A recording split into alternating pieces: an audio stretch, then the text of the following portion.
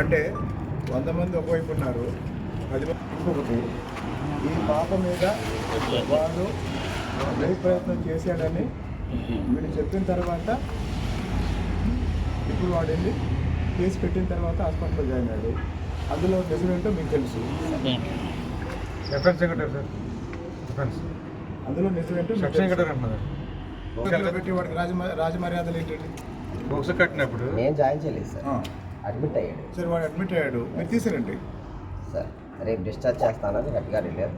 అంటే ఒక క్రైమ్ చేసిన వాడు హాస్పిటల్లో చేయిందాక మీరు చూస్తూ ఉంటారండి.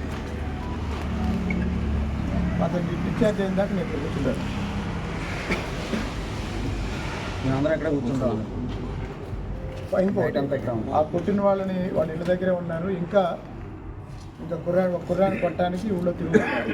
మరి వాళ్ళ మీద యాక్షన్ తీసుకుంటాం. రూట్ మొబైల్స్ వాళ్ళు చెప్పాము, అక్కడ గొడవ లేకుండా వెళ్ళారు, తిరిగారు. అదండి, ఇప్పుడు ఆల్రెడీ కొట్టారు కదా, కొట్టిన వాళ్ళ మీద యాక్షన్ తీసుకుంటాం.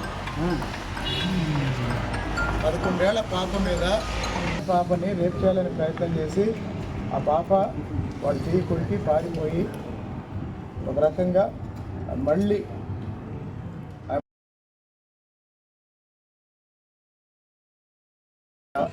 బాధితురాలి బంధువుల్ని తలలు పగలు కొట్టారు. వాళ్ళ మీద కూడా యాక్షన్ లేదు. అంటే వీళ్ళు ఎస్టీ వాళ్ళు, ఎరకల వాళ్ళు, ఎవరు దిక్కులు వీళ్ళు 10 మందే ఉన్నారు. అంటే జనబలాన్ని బట్టి జడ్జిమెంట్ ఇస్తారండి. అదే వెళ్ళిపోమన్నాను సార్, అది కొండమన్నా కూడా మీరు ఉండటానికి ఒక ఫ్యామిలీ కూడా లేదండి, మొత్తం 5 ఊర్లో ఉన్నారు. సార్ తీసుకొచ్చారండి, ఇప్పుడు వస్తున్నారు. తీసుకొచ్చారు.